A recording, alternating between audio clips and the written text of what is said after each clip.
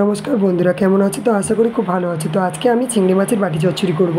তো তার জন্য আমি 500 গ্রাম চিংড়ি মাছ নিয়ে নিয়েছি, এখানে দেখতে পাচ্ছ ফ্রেশ। তো দেখো চিংড়ি মাছগুলো কাটা হয়ে গেছে। তো চিংড়ি মাছ কাটতে আমার শাশুড়ি মা সাহায্য করলো। তো চিংড়ি মাছগুলো বেশ সুন্দর করে উনি কেটে নিল, দেখতেই পাচ্ছ। আর ওদিকে আমি সব জোগাড় করছি। তো চিংড়ি মাছগুলো কেটে বেশ একটা মাঝখান থেকে সুতো সেটা না বের করলে বুঝতেই পারছো এই কালো মতো এই অংশটা বার করে ফেলতে হয়। তো এইটা বার করে ফেলে দিল, নাহলে পেটে যন্ত্রণা করবে। তো আমি এখানে সর্ষে ও পরিমাণ মতো পোস্ত ও 4টে কাঁচা লঙ্কা দিয়ে ভালো করে একটু জল দিয়ে পেস্ট করে নেব। দেখতেই পাচ্ছ আমি দিয়ে দিয়েছি। এবার এগুলো আমি পেস্ট করে নেব। তো এদিকে আমি চিংড়ি মাছটা নিয়ে নিলাম। এবার একটু সামান্য হলুদ ও নুন দিয়ে আগে অল্প করে মাখিয়ে নেব।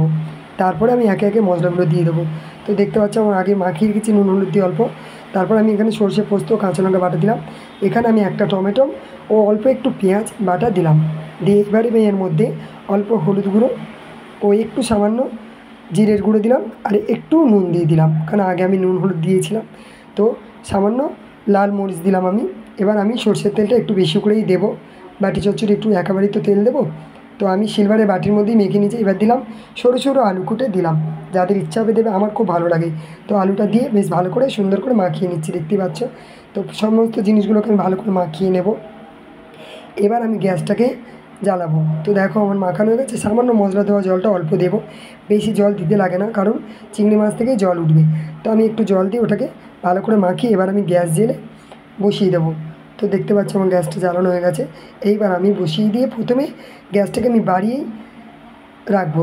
তারপর দেখো আমি ঢাকা দিয়ে দিলাম। তো আমি গ্যাসটাকে বাড়িয়ে আমি এখানে ঢাকা দিয়ে দিলাম। দিয়ে আমি কিছুক্ষণ জন্য রেখে দেবো। এটা 5-7 মিনিট বা 10 মিনিট রেখে দিলে তোমরা পারবে। তো আমি ওটা ঢাকা দিয়ে বেশ দেখতে পেলে 10 মিনিট পর আমি এটা খুললাম। খুলে দেখো বেশ ভালো।